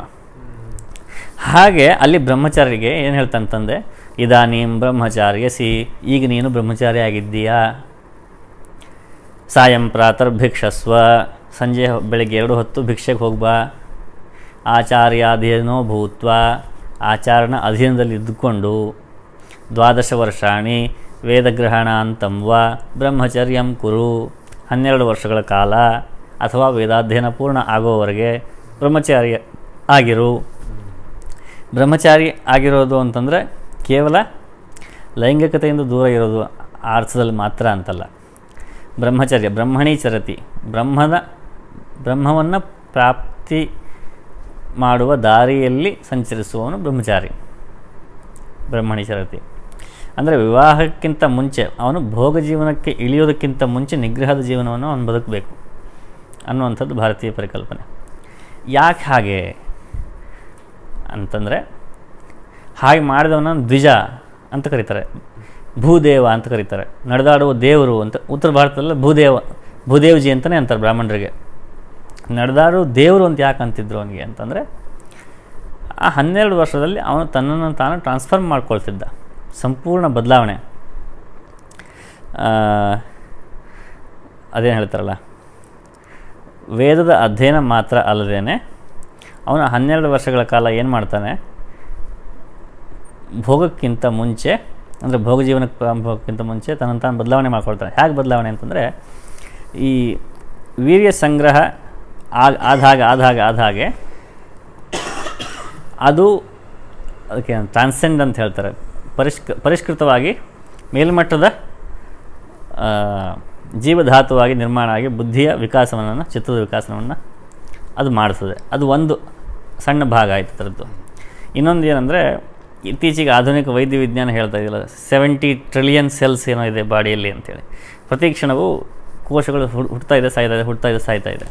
ಹಾಗೆ 12 ವರ್ಷಗಳ ಕಾಲದಲ್ಲಿ, ಇವಾಗ ಉಪನಯನ ಮಾಡುವಾಗ ಅವನ ಶರೀರದಲ್ಲಿ ಯಾವ ಕೋಶಗಳಿದೆಯೋ, ಯಾವ ಶರೀರ ಅವನಿಗಿದೆಯೋ, ಆವತ್ತಿನಿಂದ ಆ ಶರೀರದ ಕೋಶಗಳು ಹುಟ್ಟಿ ಸತ್ತು ಆಗಿ ರೀಸೈಕಲ್ ಆಗಿ 12 ವರ್ಷಕ್ಕೆ ಏನಾಗುತ್ತೆ, ಆ ಸಂಪೂರ್ಣ ಹೊಸ ಶರೀರ ಬಂದಿರುತ್ತೆ ಅವನಿಗೆ. ಈ 12 ವರ್ಷಗಳ ಕಾಲ ಅವನು ಪ್ರತಿನಿತ್ಯ ಸಂವಿಧಾನ ಮಾಡ್ತಾನೆ. ಸಂವಿಧಾನದಲ್ಲಿ ಪಲಾಶ ಸಮಿತಿನ ಹೊಗೆಯನ್ನು ತೊಗೊಳ್ತಾನೆ, ಅಗ್ನಿ ತೇಜಸ್ಸನ್ನು ಪ್ರಾರ್ಥನೆ ಮಾಡ್ಕೊಳ್ತಾನೆ, ಅಗ್ನಿ ಸಾಮೀಪ್ಯದಲ್ಲಿ, ಅಗ್ನಿ ಸಾಂಗತ್ಯದಲ್ಲಿ ಇರ್ತಾನೆ. ಮತ್ತು ಕೈಯಲ್ಲಿ ಪಲಾಶ ದಂಡದ ಸಾಂಗತ್ಯದಲ್ಲಿ ಇರ್ತಾನೆ. ಆಮೇಲೆ ಅರಿಶಿಣ ಹಚ್ಚಿದ ಬಟ್ಟೆ ಧಾರಣೆ ಮಾಡ್ತಾ ಇರ್ತಾನೆ. ಪ್ರತಿನಿತ್ಯ ಗಾಯತ್ರಿ ಜಪವನ್ನು ಅನುಷ್ಠಾನ ಮಾಡ್ತಾ ಇರ್ತಾನೆ. ವೇದದ ಅಧ್ಯಯನವನ್ನು ಮಾಡ್ತಾ ಇರ್ತಾನೆ. ಭಿಕ್ಷೆಗೆ ಹೋಗಿ ಬಂದು ಭಿಕ್ಷಾನ್ನವನ್ನು ಊಟ ಮಾಡ್ತಾ ಇರ್ತಾನೆ. ಆಮೇಲೆ ಅವನಿಗೆ ಅನೇಕ ನಿಯಮಗಳು, ನೆಲದ ಮೇಲೆ ಮಲ್ಕೊಳ್ಬೇಕು, ಹಗಲು ಹೊತ್ತು ನಿದ್ದೆ ಮಾಡಬಾರ್ದು, ಇತ್ಯಾದಿ ಅನೇಕ ನಿಯಮಗಳಿದೆ ಅವನಿಗೆ. ಆ ಎಲ್ಲ ನಿಯಮಗಳನ್ನು 12 ವರ್ಷ ಪಾಲನೆ ಮಾಡುವಾಗ ಆ ಎಲ್ಲ ನಿಯಮಗಳ ಪ್ರಭಾವ, ಆಹಾರದ ಪ್ರಭಾವ, ವಾತಾವರಣದ ಪ್ರಭಾವ, ಆ ಕೈಲಿರೋ ದಂಡದ ಪ್ರಭಾವ, ಮಂತ್ರದ ಪ್ರಭಾವ, ಗುರುವಿನ ಸಾಂಗತ್ಯದ ಪ್ರಭಾವ, ಆ ಅನುಷ್ಠಾನದ ಪ್ರಭಾವ, ತಪಸ್ಸಿನ ಪ್ರಭಾವ, ವೇದಾಧ್ಯಯನದ ಪ್ರಭಾವ, ಈ ಎಲ್ಲ ಪ್ರಭಾವಗಳು ಅವನ ಮೇಲೆ ಆಗ್ತಾ ಇರ್ತದೆ. ಆ ಪ್ರಭಾವಗಳಿಂದಾಗಿ ಏನಾಗ್ತಾ ಇರ್ತದೆ, ಅವನ ಶರೀರದ ಹೊಸ ಸೆಲ್ಗಳ ಉತ್ಪತ್ತಿ ಏನಾಗ್ತಾ ಇರುತ್ತೆ, ಅದರ ಮೇಲೆ ಅದರ ಪ್ರಭಾವ ಆಗುತ್ತೆ. ಹಾಗೆ ಅದರಿಂದ 12 ವರ್ಷಕ್ಕೆ ವೇದಾಧ್ಯಯನ ಮುಗಿದು ಅವನು ಸ್ನಾತಕ ಆಗುವ ಸಮಯಕ್ಕೆ ಅವನಿಗೆ ಉಪನಯನದಲ್ಲಿ ಯಾವ ಶರೀರ ಇತ್ತೋ ಆ ಶರೀರ ಇಲ್ಲವೇ ಇಲ್ಲ, ಹೊಸ ಶರೀರ ಬಂದಿದೆ ಅವನಿಗೆ. ಆ ಹೊಸ ಸಂಪೂರ್ಣ ಶರೀರದ ಮೇಲೆ ಆ 12 ವರ್ಷಗಳ ತಪಸ್ಸಿನ ಪರಿಣಾಮ ಇದೆ. ಅಂದರೆ ಆ ಅದರ ಇನ್ಫ್ಲೂಯೆನ್ಸ್ನಿಂದ ಹುಟ್ಟಿದಂಥ ಸೆಲ್ಗಳು ಅವನ ಬಾಡಿಯಲ್ಲಿವೆ. ಉಪನಯನದಲ್ಲಿ ಯಾವ ಶರೀರ ಇತ್ತೋ ಆ ಶರೀರ ಇಲ್ಲವೇ ಇಲ್ಲ, ಹೊಸ ಶರೀರವೇ ಬಂದುಬಿಟ್ಟಿದೆ. ಆ ಹೊಸ ಶರೀರ ಅವನು ಮಾನಿಟರ್ ಮಾಡ್ಕೊಂಡಿರೋದು ತನಗೆ ಹೇಗೆ ಬೇಕೋ ಹಾಗೆ, ತನ್ನ ಅನುಷ್ಠಾನ ಬ್ರಹ್ಮಚರ್ಯದ ಮೂಲಕ, ಒಳಗಿನಿಂದ ವೀರ್ಯ ಸಂಗ್ರಹದ ಮೂಲಕವೂ, ಹೊರಗಿನಿಂದ ಆಹಾರ ವಿಹಾರಾದಿ ಕ್ರಮಗಳಿಂದಲೂ ಕೂಡ. ಈ ಎಲ್ಲ ರೀತಿಯಿಂದಲೂ ಅವನು ಬ್ರಹ್ಮಚರ್ಯ 12 ವರ್ಷ ಪಾಲನೆ ಮಾಡಿದ್ರಿಂದಾಗಿ ಅವನು ಕಂಪ್ಲೀಟ್ ಟ್ರಾನ್ಸ್ಫಾರ್ಮ್ ಆಗಿ ಹೊಸ ವ್ಯಕ್ತಿಯಾಗಿದ್ದಾನೆ. ಹಾಗಾಗಿ ದ್ವಿಜ, 2ನೇ ಬಾರಿ ಹುಟ್ಟಿದವನು ಇವನು ಅಂತ ಹೇಳೋದು. ಮತ್ತು ನಡೆದಾಡುವ ದೇವತೆಯೇ ನಡೆದಾಡ್ತಾ ಇದ್ದಾನೆ ಭೂಮಿ ಮೇಲೆ ಅನ್ನುವಂಥ ಗೌರವವನ್ನು ಅವನು ಪಡೀಲಿಕ್ಕೆ ಕಾರಣ ಇದು.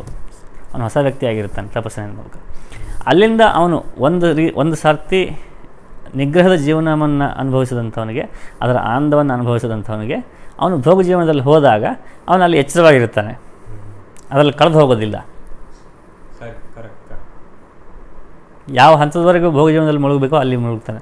ಅದರಲ್ಲಿ ಸಂಪೂರ್ಣವಾಗಿ ಅದರಲ್ಲಿ ಅವನು ವ್ಯಸ್ತನಾಗಿ ಕಳೆದು ಹೋಗಿ ಲೆಥಾರ್ಜಿಕ್ ಆಗೋದಿಲ್ಲ ಅವನು. ಆ ಕಾರಣಕ್ಕೋಸ್ಕರ ಯೋಗ ಎಲ್ಲಿ ಉಪನಯನ ಪರಂಪರೆ ಇಲ್ಲವೋ ಅಂತಹ ಯೋಗ ಸಾಧಕರ ಪರಂಪರೆಗಳಲ್ಲೂ ಕೂಡ ಅವರಿಗೆ ಒಂದಿಷ್ಟು ವರ್ಷಗಳ ಕಾಲ ಮೌನವ್ರತ, ಬ್ರಹ್ಮಚರ್ಯ ಇತ್ಯಾದಿ ದೀಕ್ಷೆಗಳನ್ನು ಕೊಡ್ತಾರೆ. ಎಲ್ಲರಲ್ಲೂ ಕೂಡ ಇದೆ, ಕ್ಷತ್ರಿಯರಲ್ಲೂ ಇದೆ, ವೈಶ್ಯರಲ್ಲೂ ಇದೆ, ಎಲ್ಲರಲ್ಲೂ ಕೂಡ ಇದೆ. ಶೂದ್ರಲ್ಲೂ ಮಾಡ್ಬೋದು, ಆದರೆ ಸಂಸ್ಕಾರ ಇಲ್ಲ ಅಂತ ಹೇಳ್ತಾರೆ. ಅಂದರೆ ಈ ಶಾಸ್ತ್ರದಲ್ಲಿ ಏನು ಹೇಳ್ತಾರೆ, ಅಷ್ಟಮೇ ಬ್ರಾಹ್ಮಣಸ್ಯೋಪನಯನಂ ಗರ್ಭಾಷ್ಟಮ ಇವ ಏಕಾದಶ ದ್ವಾದಶಯೋ ಕ್ಷತ್ರಿಯೋ ವೈಶ್ಯಯೋ 11-12ರಲ್ಲಿ ಕ್ಷತ್ರಿಯರಿಗೂ ವೈಶ್ಯರಿಗೂ ಶೂದ್ರಸ್ಯನ ಸಂಸ್ಕಾರೋ ವಿಜ್ಞಾಯತೆ. ಶೂದ್ರರ ಸಂಸ್ಕಾರವು ತಿಳಿದು ಬಂದಿಲ್ಲ ಅಂದರೆ ಅರ್ಥ ಏನು? ಇಲ್ಲಿವರೆಗೆ ಮಾಡಿಲ್ಲ ಅಂತ ಅರ್ಥ. ತಿಳಿದು ಬಂದಿಲ್ಲ ಅಂದರೆ ಯಾರಿಗೂ ಇಲ್ಲಿವರೆಗೆ ತಿಳಿಸಿಲ್ಲ, ಯಾವ ಋಷಿಯೂ ತಿಳಿಸಿಲ್ಲ ಅಂತ ಅರ್ಥ ಅಷ್ಟೇ. ತಿಳಿಸಿಲ್ಲ ಆದ್ದರಿಂದ ಅಗತ್ಯ ಇಲ್ಲ ಅಂತ ಅರ್ಥ. ಹಾಗೆ ಈ 12 ವರ್ಷಗಳ ಕಾಲ, ಈ 12 ವರ್ಷದ ಹೇಳಿದ ಇದನ್ನೊಂದು ಹೇಳ್ತೀನಿ. ಕೆಲವೊಂದು ಆಯುರ್ವೇದ ಔಷಧಿಗಳನ್ನು ಕೊಡುವಾಗ ಅವರು 12 ವರ್ಷಗಳ ಕಾಲ ನಿರಂತರವಾಗಿ ಸೇವನೆ ಮಾಡು ಅಂತ ಹೇಳ್ತಾರೆ. ಅದನ್ನು ಸೇವನೆ ಮಾಡಿ ಮಾಡಿ ಮಾಡಿ ಆ 12 ವರ್ಷಗಳ ಕಾಲ ಹುಟ್ಟುವಂಥ ಎಲ್ಲ ಸೆಲ್ಗಳ ಮೇಲೆ ಅದರ ಪರಿಣಾಮ ಉಂಟಾಗಿ 12 ವರ್ಷಗಳಲ್ಲಿ ಅವನು ಸಂಪೂರ್ಣ ಆ ರೋಗದಿಂದ ಗುಣವಾಗಿರೋದು ಅಥವಾ ಹೊಸ ಸಾಮರ್ಥ್ಯವನ್ನು ಬಂದಿರೋದು ಆಗಿರುತ್ತೆ. ಸಿದ್ಧ ವೈದ್ಯ ಪದ್ಧತಿಯಲ್ಲೂ ಹಾಗೆ. ಇನ್ನು ಯೋಗದ ಪದ್ಧತಿಯಲ್ಲಿ ಭೂತಶುದ್ಧಿ ಅಂತ ಮಾಡ್ತಾರೆ. ಪ್ರತಿನಿತ್ಯ ಭೂತಶುದ್ಧಿ ಮಾಡಿ ಮಾಡಿ ಮಾಡಿ ಮಾಡಿ 12 ವರ್ಷಗಳ ಕಾಲ ಮಾಡಿದರೆ ಭೂತ ಸಿದ್ಧಿ ಆಗುತ್ತೆ. ಭೂತಗಳು ನಾವು ಹಿಡಿತದಲ್ಲಿ ನಮ್ಮದು ಪಂಚಭೂತಗಳನ್ನು ನಮ್ಮ ಹಿಡಿತದಲ್ಲಿ ನಾವು ಇಟ್ಕೋಬೋದು. ಇಡೀ ಪೂರ್ತಿ ಸೃಷ್ಟಿ ಪಂಚಭೂತಗಳನ್ನೆಲ್ಲ ನಮ್ಮ ದೇಹದ ಒಳಗಿನ ಪಂಚಭೂತಗಳನ್ನು ನಾವು ಹಿಡಿತದಲ್ಲಿ ಇಟ್ಕೋಬೋದು. ಉದಾಹರಣೆಗೆ ಭೀಷ್ಮ ಅವನಿಗೆ ಅಷ್ಟು ಬಾಣಗಳು ಚುಚ್ಚಿದ್ರು ಕೂಡ ಅವನು ಸಾಯಲಿಲ್ಲ, ಪ್ರಾಣವನ್ನು ಬಿಡಲಿಲ್ಲ. ಹೇಗೆ ಸಾಧ್ಯ ಆಯಿತು ಅಂದರೆ ಅವನ ಶರೀರದಲ್ಲಿರುವಂಥ ಪಂಚಭೂತಗಳ ಮೇಲೆ ಅವನಿಗೆ ಹಿಡ್ತಾ ಇತ್ತು, ಇಚ್ಛಾಮರಣ ಶಕ್ತಿ ಬಂದಿದ್ದವನು. ಹಾಗೆ ಇನ್ನು ಇದೇ ಕ್ರಮ ದೇವಸ್ಥಾನದ ಆಗಮದ ಮೂಲಕ ಏನು ಪ್ರಾಣ ಪ್ರತಿಷ್ಠೆಗಳನ್ನು ಮಾಡ್ತೀವಿ, ಪ್ರಾಣ ಪ್ರತಿಷ್ಠೆ ಆಗಿ ಪ್ರತಿ 12 ವರ್ಷಕ್ಕೆ ಕುಂಭಾಭಿಷೇಕ ಮಾಡ್ತೀವಿ. ಎಲ್ಲ ದೇವಸ್ಥಾನಗಳಲ್ಲೂ ಕುಂಭಾಭಿಷೇಕ ನಡೆಯುತ್ತೆ. ಯಾಕಂದರೆ 12 ವರ್ಷಗಳಲ್ಲಿ ಆ ವಿಗ್ರಹ ತನ್ನ ಪ್ರಾಣಶಕ್ತಿಯನ್ನು ಕಳೆದುಕೊಂಡು ನಿಸ್ತೇಜ ಆಗಿರುತ್ತೆ ಅನ್ನೋ ಕಾರಣಕ್ಕೋಸ್ಕರ ಅಲ್ಲಿ ಪುನಃ ಪ್ರಾಣ ಪ್ರತಿಷ್ಠೆ, ಕಲಾಕರ್ಷಣ, ಕುಂಭಾಭಿಷೇಕ ಇತ್ಯಾದಿಗಳೆಲ್ಲ ಮಾಡಿ ಮತ್ತೆ ಅದರಲ್ಲಿ ಪ್ರಾಣಶಕ್ತಿಯನ್ನು ತುಂಬುವಂಥ ಕೆಲಸ. ಹೀಗೆ 12 ವರ್ಷ. ಇನ್ನು ಈ ಯೋಗ ಪರಂಪರೆಯಲ್ಲಿ ಏನು ಹೇಳ್ತಾರೆ ಅಂದರೆ 12 ವರ್ಷಕ್ಕೊಮ್ಮೆ ಅವನ ಜೀವನದ ಎಲ್ಲ ಘಟನೆಗಳು ರಿಪೀಟ್ ಆಗ್ತವೆ. ಅಂದರೆ ಆ್ಯಸ್ ಇಟ್ ಈಸ್ ಘಟನೆಗಳು ರಿಯಾಕ್ಟ್ ಆಗಲ್ಲ, ಬಂದಂಥ ಅವಕಾಶಗಳು. ಉದಾಹರಣೆಗೆ ಒಬ್ಬ ಗುರು ಸಿಗುವಂಥ ಅವಕಾಶ 11ನೇ ವರ್ಷ ವಯಸ್ಸಿನಲ್ಲಿ ಅವನಿಗೆ ಒಳ್ಳೆ ಗುರು ಸಿಗುವಂಥ ಅವಕಾಶ ಬಂದಿತ್ತು. ಇವನಿಗೆ ಅದು ಆ ಅವಕಾಶವನ್ನು ಉಪಯೋಗಿಸ್ಕೊಳ್ಳಿಕ್ಕೆ ಆಗಲಿಲ್ಲ. ಆ 12ನೇ ವರ್ಷ ಕಳೆದು ಹೋಯಿತು. ಅದರ ಮುಂದೆ ರಿಪೀಟ್ ಇದರಲ್ಲಿ ಮತ್ತೊಂದು ಸರ್ತಿ ಅವನಿಗೆ ಅಂಥ ಅವಕಾಶ ಬರ್ತದೆ ಜೀವನದಲ್ಲಿ. ಆ ರೀತಿ 12 ವರ್ಷಕ್ಕೆ ಅವನ ಜೀವನದ ಚಕ್ರ ತಿರುಗ್ತಾ ಬರುತ್ತೆ ಅನ್ನುವಂಥದ್ದೊಂದು ಕ್ರಮ. ಹಾಗೆ ಈ ಎಲ್ಲ ರೀತಿಯಿಂದ ನೋಡಿದಾಗ 12 ವರ್ಷದಲ್ಲಿ ಮನುಷ್ಯನ ಸಂಪೂರ್ಣ ಶಂಕರಾಚಾರ್ಯರು ಛಂದೋಗಿ ಭಾಷೆಯಲ್ಲಿ ಹೇಳ್ತಾರೆ, ಯಾವುದೇ ಅನುಷ್ಠಾನವನ್ನಾಗಲಿ ಯಾವುದೇ ಉಪಾಸನೆಯನ್ನಾಗಲಿ 12 ವರ್ಷಗಳು ಮಾಡಿದರೆ ಸಿದ್ಧಿಯಾಗುತ್ತೆ ಅಂತ ಶಂಕರಾಚಾರ್ಯರು ಕೂಡ ಹೇಳ್ತಾರೆ. ಹಾಗೆ ಈ ಎಲ್ಲ ಆಧಾರಗಳನ್ನು ನೋಡಿದರೆ ನಾವು ಉಪನಯನದ ಕ್ರಮದಲ್ಲಿ 12 ವರ್ಷಗಳ ಕಾಲ ಯಾಕೆ ಬ್ರಹ್ಮಚರ್ಯ, ಆಮೇಲೆ ಆ ಬ್ರಹ್ಮಚರ್ಯವನ್ನು ಪಾಲನೆ ಮಾಡಿ ಮುಗಿಸಿ ಅಧ್ಯಯನ ಮಾಡಿದಂಥವನಿಗೆ ಅಷ್ಟ್ಯಾಕೆ ವಿಶೇಷ ಗೌರವ, ಅವನಿಗೆ ದ್ವಿಜ ಅನ್ನುವಂಥ ಹೆಸರು ಯಾಕೆ, ಆಮೇಲೆ ಅವನಲ್ಲಿ ಆ ಸಾಮರ್ಥ್ಯ ಎಲ್ಲಿಂದ ಬಂತು ಅಂದರೆ ಅವನ ತಂದೆ ತಾಯಿಗಳಿಂದ ಬಂದಂತಹ ಏನಿದೆ ಪ್ರಭಾವಗಳಿದೆ, ಆ ಪ್ರಭಾವಗಳನ್ನು ಮೀರಿ ತನ್ನನ್ನು ತಾನು ನಿರ್ಮಾಣ ಮಾಡ್ಕೊಂಡಿದ್ದಾನೆ ಹೊಸದಾಗಿ. ಆಮೇಲೆ ಈ ಸಂಸ್ಕಾರವನ್ನು ತಂದೆಯೂ ಮಾಡಿರ್ತಾನೆ. ಸಂಸ್ಕಾರ ಯಾಕೆ ಈ ಷೋಡಶ ಸಂಸ್ಕಾರಗಳು ಗರ್ಭಾಧಾನ, ಪಂಸವನ, ಸೀಮಂತ, ಜಾತಕರ್ಮ, ನಾಮಕರಣ ಇತ್ಯಾದಿಗಳನ್ನ ಯಾಕೆ ಮಾಡಬೇಕು ಅಂತ ಹೇಳುವಾಗ ಹೇಳ್ತಾನೆ, ಬೈಜಿಕಂಗ್ ಗರ್ಭಿಕಂಚೈವ ದೋಷಾನಾಂ ಅಪಮೃಜ್ಯತೆ. ಬೀಜಗತ ಮತ್ತು ಗರ್ಭಗತ ಈ ಎರಡೂ ರೀತಿಯ ದೋಷಗಳನ್ನು ತೊಳೆಯಲಿಕ್ಕೋಸ್ಕರ ಸಂಸ್ಕಾರಗಳನ್ನು ಮಾಡಬೇಕು. ಸ್ಮೃತಿಯಲ್ಲಿ ಹೇಳ್ತಾನೆ, ಮನು ಹೇಳ್ತಾನೆ, ಯಾಜ್ಞವಲ್ಕ್ಯ ಹೇಳ್ತಾನೆ, ವಸಿಷ್ಠ ಹೇಳ್ತಾನೆ, ಎಲ್ಲ ಸ್ಮೃತಿಕಾರ ಹೇಳ್ತಾರೆ. ಹಾಗೆ ಇವಾಗ ಏನಿದೆಯೋ ಅದನ್ನು ಹಾಗೇ ಇರಲಿಕ್ಕೆ ಬಿಡದೇನೆ ಅದರ ಎವಲ್ಯೂಷನ್ ಹೇಗೆ ಸಾಧ್ಯ ಅಂತ ನೋಡುತ್ತೆ ಭಾರತೀಯ ಸಂಸ್ಕೃತಿ. ಎವಲ್ಯೂಷನ್ ಆಂತರಿಕವಾಗಿ ಅಧಿದೈವಿಕ, ಅಧಿಭೌತಿಕ, ಆಧ್ಯಾತ್ಮ 3 ರೀತಿಯಲ್ಲಿ ಆ ಎವಲ್ಯೂಷನನ್ನು ಅಷ್ಟು ಅರ್ಥ ಮಾಡ್ಕೊಂಡು ಅಷ್ಟೊಂದು ಸೈಂಟಿಫಿಕ್ಕಾಗಿ ಅದರ ಆ ಎವಲ್ಯೂಷನ್ನ ಪ್ರೊಸೆಸ್ಸನ್ನು ಡಿಸೈನ್ ಮಾಡಿದರು. ಆ ಡಿಸೈನ್ನ ಫಾಲೋ ಮಾಡಿದರೆ ಸಾಕು, ಅನುಷ್ಠಾನ ಅದೇ ಅನುಷ್ಠಾನ. ಆ ಡಿಸೈನ್ನ ಅಥವಾ ಆ ಪದ್ಧತಿಯನ್ನು ಫಾಲೋ ಮಾಡ್ದೇ ಅದೆಲ್ಲವನ್ನು ತುಂಬ ಮೂಢನಂಬಿಕೆ, ಕಂದಾಚಾರ, ಕರ್ಮಕಾಂಡ, ಅದು ಇದು ಅಂಥೇಳಿ ಬೈಕೊಂಡು ಅದನ್ನೆಲ್ಲ ತಿರಸ್ಕಾರ ಮಾಡಿ ನಾವು ಗ್ರಂಥಗಳನ್ನು ಅಧ್ಯಯನ ಮಾಡಿದರೆ ಏನಿಲ್ಲ.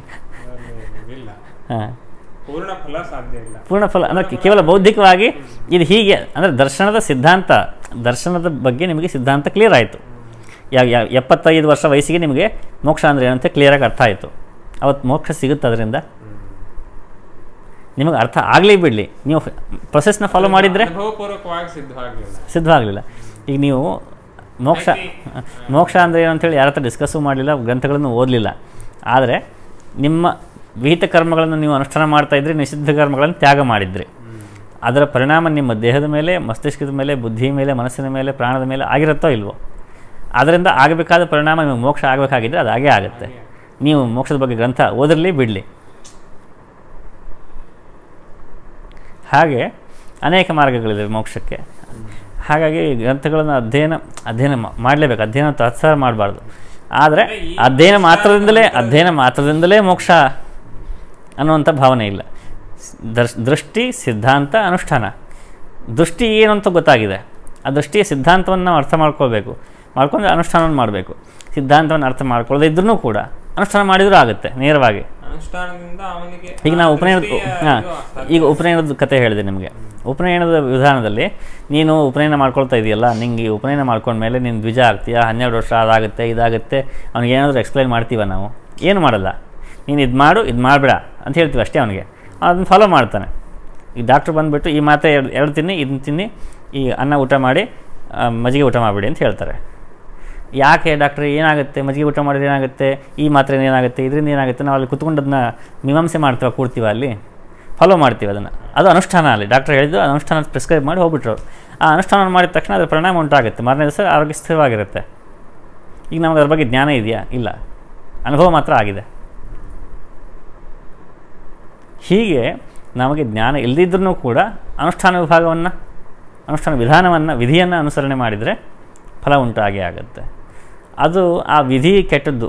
ಇವಾಗ ನಮ್ಮಲ್ಲಿ ಒಂದು ಕಾರಣ ಹೇಳ್ತಾರೆ, ಈ ವಿದೇಶಿಯರು, ಬ್ರಿಟಿಷರು ಇತ್ಯಾದಿಗಳು ನಮ್ಮನ್ನು ಕನ್ವರ್ಟ್ ಮಾಡಲಿಕ್ಕೂ ಆಗಲಿಲ್ಲ, ನಮ್ಮ ಸಂಸ್ಕೃತಿ ನಾಶ ಮಾಡಲಿಕ್ಕೂ ಆಗಲಿಲ್ಲ. ಅದಕ್ಕೆ ತಡೆಗೋಡೆಗಳಾಗಿ ಉಳಿದಿದ್ದೆ ಅದು ಯಾವ್ಯಾವುದು? ಒಂದು ಕರ್ಮಕಾಂಡ, ನಾನಾ ಪ್ರಕಾರದ ಪಾರಂಪರಿಕವಾಗಿ ಕುಟುಂಬದಲ್ಲಿ ಬಂದಂಥ ಆಚರಣೆಗಳು ಕರ್ಮಕಾಂಡ. ಎರಡನೇದು ಜಾತಿ ವ್ಯವಸ್ಥೆ. ಜಾತಿ ವ್ಯವಸ್ಥೆ ಮತ್ತು ಕರ್ಮಕಾಂಡ ಈ ಎರಡು ಇದ್ದಿದ್ದರಿಂದಾಗಿ ನಾವು ಬಚಾವಾದ್ವಿ. ಇಲ್ಲಾಂದರೆ ನಾವು ಕೂಡ ಆಫ್ರಿಕಾ ಥರ ಇಷ್ಟೊತ್ತಿಗೆ ಹೊರಟೋಗಿರ್ತಿತ್ತು, ನಮ್ಮದೆಲ್ಲೂ ಹೊರಟೋಗಿರ್ತಿತ್ತು. ಆ ಎರಡು ನಮ್ಮನ್ನು ಉಳಿಸಿದ್ದು, ಅದನ್ನು ರೆಸಿಸ್ಟ್ ಮಾಡಿದ್ದು. ಹಾಗಾಗಿ ಆ ಎರಡನ್ನೂ ಕೆಟ್ಟದ್ದು. ಈ ಜಾತಿ ವ್ಯವಸ್ಥೆ ಅಂತಂದರೆ ತುಂಬ ಕೆಟ್ಟದ್ದು ಅನ್ನುವಂಥ ಭಾವನೆಯನ್ನು ಹುಟ್ಟಾಕಿದ್ದಾರೆ. ನಾನು ಇಂಥ ಜಾತಿ ಅಂತ ಹೇಳ್ಕೊಂಡ ತಕ್ಷಣ ಏನಪ್ಪ ಇವನು ಜಾತಿ ಬಗ್ಗೆ ಹೇಳ್ಕೊತಾನೆ, ಇವನು ಎಂಥ ಹಿಂದುಳಿದವನು ಇವನು ಅಂತ ಅನ್ನುವಂಥ ಭಾವನೆ ಬರೋ ಥರ ಒಂದು ನಮ್ಮ ಎಜುಕೇಷನ್ ಮೂಲಕ ಒಂದು ಜನಾಂಗವನ್ನು ಬ್ರೈನ್ ವಾಶ್ ಮಾಡಿಬಿಟ್ಟಿದ್ದಾರೆ. ಹಾಗಾಗಿ ನಾನು ಮಾನವತ್ವವನ್ನು ಪಾಲನೆ ಮಾಡ್ತೇನೆ, ನನ್ನ ಜಾತಿಯನ್ನು ನಾನು ನಂಬೋದಿಲ್ಲ, ಒಪ್ಪೋದಿಲ್ಲ, ಈ ರೀತಿಯಾದಂಥ ಕನ್ಫ್ಯೂಸ್ಡ್ ಮಾತುಗಳನ್ನು ಆಡೋಕ್ಕೆ ಶುರು ಮಾಡಿದ್ದಾರೆ. ನಾನು ಬ್ರಾಹ್ಮಣ ಜಾತಿಯವನು, ಅದರಲ್ಲಿ ಉಪಜಾತಿ ಇಂಥದ್ದು ಅಂತ ಹೇಳ್ಕೊಳ್ಳಿಕ್ಕೆ ಅವ್ರಿಗೆ ಸಂಕೋಚ. ಯಾಕಂದರೆ ಜಾತಿ ಅಂದರೆ ಕೆಟ್ಟದು ಅಂತ ತಲೆಯಲ್ಲಿ ತುಂಬಿಟ್ಟಿದ್ದಾರೆ. ಇನ್ನು ಪೂಜೆ ಮಾಡ್ತೀನಿ, ನಮ್ಮ ಮನಃಶಾಂತಿಗೋಸ್ಕರ ಪೂಜೆ ಮಾಡ್ತೀನಿ, ಅದರಿಂದ ಫಲ ಬರುತ್ತೋ ಇಲ್ಲ ನಂಗೆ ಗೊತ್ತಿಲ್ಲ. ಮನಃಶಾಂತಿ ಬಂದರೆ ಒಂದು ಯಾವುದೋ ಡ್ರಗ್ ತಗೋ, ಮಾತ್ರೆ ತಗೋ, ಸೈಕಾಟ್ರಿಸ್ಟ್ ಹತ್ರ ಹೋಗು, ಪೂಜೆ ಯಾಕೆ ಮಾಡ್ತೀನಿ? ಪ್ರತಿಯೊಂದು ಆಚರಣೆ ಹಿಂದೂ ಕೂಡ ಅಧಿದೈವಿಕ, ಅಧಿಭೌತಿಕ, ಆಧ್ಯಾತ್ಮಿಕ 3 ಪ್ರಯೋಜನಗಳಿರ್ತದೆ. ಆ ಪೂಜೆ ಮಾಡೋದ್ರಿಂದ ಮನಸ್ಸಿಗೆ ಶಾಂತಿ ಸಿಗುತ್ತೆ. ಯಾರು ಬಂದರು, ಮೀಟ್ ಆದರು, ಮನೇಲಿ ಒಳ್ಳೆ ಊಟ ಅಡುಗೆ ಆಗಿತ್ತು, ಸಂಭ್ರಮ ಇತ್ತು, ಇದೆಲ್ಲವೂ ಕೂಡ ಭೌತಿಕ ಪ್ರಯೋಜನ. ಬೌದ್ಧಿಕ ಸಂತೋಷ, ಬುದ್ಧಿ ಭೌತಿಕ ಆದ್ದರಿಂದ ಬೌದ್ಧಿಕ ಸಂತೋಷ ಭೌತಿಕ ಪ್ರಯೋಜನವೇ. ಇನ್ನು ದೈವಿಕ ಪ್ರಯೋಜನ ಏನು ಅಂದರೆ ಆ ದೇವತೆಯ ಉಪಾಸನೆ ಮಾಡಿದ್ರಿಂದ ದೇವತಾ ಅನುಗ್ರಹ ಆಯಿತು, ಅದು ದೈವಿಕ ಪ್ರಯೋಜನ. ಇನ್ನು ಈ ಎಲ್ಲ ಕಾರ್ಯದಲ್ಲಿ ತೊಡಗಿಕೊಂಡು ಶಾಸ್ತ್ರ ವಿಹಿತ ಕರ್ಮವನ್ನು ಮಾಡಿದ್ರಿಂದ ಸಂಸ್ಕಾರದಲ್ಲಿ ವೃದ್ಧಿ ಆಯಿತು. ಸಂಸ್ಕಾರ ವೃದ್ಧಿಯಿಂದ ಆಧ್ಯಾತ್ಮಿಕ ಪ್ರಯೋಜನ. ಅದು ದೈವಿಕ, ಅದು ಭೌತಿಕ, ಆಧ್ಯಾತ್ಮಿಕ 3 ಪ್ರಯೋಜನಗಳಿದೆ. ಆ 3 ಪ್ರಯೋಜನಗಳ ಪೈಕಿ ಆತ್ಮಿಕ ಪ್ರಯೋಜನ, ದೈವಿಕ ಪ್ರಯೋಜನ ನನ್ನ ಪಕ್ಕಕ್ಕೆ ಇಟ್ಬಿಟ್ಟು ನನ್ನ ಮನಸ್ಸಿಗೆ ಶಾಂತಿ, ಅದಕ್ಕೋಸ್ಕರ ನಾನು ಪೂಜೆ ಮಾಡ್ತೀನಿ ಅಂತಂದರೆ ಅಂದರೆ ಅರ್ಥ ಏನು? ಕರ್ಮಕಾಂಡ ಹೀನ, ಕೆಟ್ಟದ್ದು ಅಂತಲ್ಲಿ ತುಂಬಿಟ್ಟಿದ್ದಾರೆ. ಆದ್ರಿಗೆ ಮಾಡಲೇಬೇಕು. ಇವಾಗ ಕರ್ಮಕಾಂಡ ಪೂಜೆ ಮಾಡೋರು ಅಂದರೆ ಬುದ್ಧಿ ಇಲ್ದಿರೋರು, ಪೂಜೆ ಹೋಮ ಇತ್ಯಾದಿಗಳನ್ನು ಮಾಡೋರು ಅಂದರೆ ಇವರೆಲ್ಲ ವೇಸ್ಟ್ ಬಾಡಿಗಳು ಅನ್ನುವಂಥ ಒಂದು ಭಾವನೆಯನ್ನು ಕ್ರಿಯೇಟ್ ಮಾಡಿಬಿಟ್ಟಿದ್ದಾರೆ. ಆದರೆ ಇವರಿಗೆ ಮನೆಯಲ್ಲಿ ಕೌಟುಂಬಿಕ ವಾತಾವರಣದಲ್ಲಿ ಪೂಜೆ ಮಾಡಲೇಬೇಕಾಗಿದೆ, ಮಾಡಲೇಬೇಕಾಗಿದೆ. ಆದರೆ ಯಾರು ಏನು ಅಂದ್ಕೊಂಡ್ಬಿಡ್ತಾರೋ ಅನ್ನೋ ಕಾರಣಕ್ಕೋಸ್ಕರ ನಾನು ಮನಃಶಾಂತಿಗೋಸ್ಕರ ಮಾಡ್ತೀನಿ, ನಂಗೆ ಅದು ಬೇಕಾಗಿಲ್ಲ, ಅದನ್ನು ನಾನು ಮಾಡ್ತಾಯಿದ್ದೀನಿ ಯಾಕಂದರೆ ಮನಃಶಾಂತಿಗೋಸ್ಕರ ಅಂತ ಈ ರೀತಿ ಜಸ್ಟಿಫಿಕೇಷನ್ ಮಾಡ್ಕೊಳ್ತಾ ಇದ್ದಾರೆ. ನನಗೆ ಸತ್ಯನಾರಾಯಣ ಮೇಲೆ ಭಕ್ತಿ ಇದೆ, ಸತ್ಯನಾರಾಯಣ ಅನುಗ್ರಹಕ್ಕೋಸ್ಕರ ನಾನು ಪೂಜೆ ಮಾಡ್ತಾಯಿದ್ದೀನಿ. ಇದು ಸರಿಯಾದ ಅಪ್ರೋಚ್. ಆ ಅಪ್ರೋಚ್ ಹಾಳು ಮಾಡಿದ್ದು ಯಾರು? ಬ್ರಿಟಿಷರು. ಬ್ರಿಟಿಷರ ನಂತರವೂ ಕೂಡ ಮುಂದುವರೆದಂಥ ಶಿಕ್ಷಣ ವ್ಯವಸ್ಥೆ ಆ ಕೆಲಸವನ್ನು ಇನ್ನೂ ಜಾಸ್ತಿ ಮಾಡಿದೆ. ಜಾಸ್ತಿ ಬ್ರಿಟಿಷರು ಮಾತ್ರ ನಾವು ಬ್ಲೇಮ್ ಮಾಡೋ ಹಾಗಿಲ್ಲ. ಆದರೆ ಈ ನೆಹರು ಇತ್ಯಾದಿಗಳನ್ನೆಲ್ಲ ಕೂರಿಸಿ ಹೋಗಿದ್ದೇ ಅವರು ತಮ್ಮ ಉದ್ದೇಶ ಸಾಧನೆಗೋಸ್ಕರ ಅದನ್ನೆಲ್ಲ ಮಾಡಿ ಹೋಗಿದ್ದವರು. ಹಾಗಾಗಿ ನೆಹರು ಅವರ ಕೆಲಸವನ್ನೇ ಮುಂದುವರಿಸಿದ. ಅಲ್ಲಿ ಕರ್ಮಕಾಂಡ ಕೆಟ್ಟದ್ದು, ಪೂಜೆಗಳು ಕೆಟ್ಟದ್ದು, ಮಡಿ ಮಲ್ಲಿಗೆ ಕೆಟ್ಟದ್ದು, ಜಾತಿ ಕೆಟ್ಟದ್ದು. ಅಂದರೆ ಯಾವುದು ನಮ್ಮಲ್ಲಿ ಅತ್ಯಂತ ಉತ್ತಮವೋ, ಯಾವುದರಿಂದಾಗಿ ನಮ್ಮ ಸಂಸ್ಕೃತಿಯ ರಕ್ಷಣೆ ಆಯಿತೋ ಅದೆಲ್ಲವೂ ಕೆಟ್ಟದ್ದು ಅನ್ನುವಂಥ ಭಾವನೆಯನ್ನು ದೇಶದಲ್ಲೆಲ್ಲ ಹರಡಿಸ್ಬಿಟ್ರು ಎಜುಕೇಷನ್ನ ಮೂಲಕ. ಹಾಗಾಗಿ ಎಜುಕೇಟೆಡ್ ಅನಿಸ್ಕೊಂಡವರೆಲ್ಲರೂ ಕೂಡ ಆ ಎರಡನ್ನೂ ಕೆಟ್ಟದ್ದು ಅಂತ ಭಾವಿಸ್ತಾರೆ. ಶಿಕ್ಷಣದಲ್ಲಿ ಧಾರ್ಮಿಕ ಶಿಕ್ಷಣ ಅನ್ನೋದೇ ಒಂದು ಅಂದ್ರೆ ಅದು ಅದು ಇನ್ಕ್ಲೂಡ್ ಆಗಲೇಬಾರ್ದು ಅನ್ನೋಂಥ ಭಾವನೆ ಇದು ಬಂದ್ಬಿಡ್ತದೆ. ಅಂದರೆ ಇದೇನೇ ಧಾರ್ಮಿಕ ಶಿಕ್ಷಣ ಅನ್ನುವಂಥ ಒಂದು ಹೆಸರಿಂದ ಬೇರೆ ಆಗ್ಬಿಡ್ತು. ಇದು ರೆಕಾರ್ಡಿಂಗ್ ನಿಲ್ಲಿಸ್ಬಿಡ್ತೀರಾ? ಯಾಕಂದ್ರೆ ಇದೇ ಬರ್ತಾ ಇದೆ.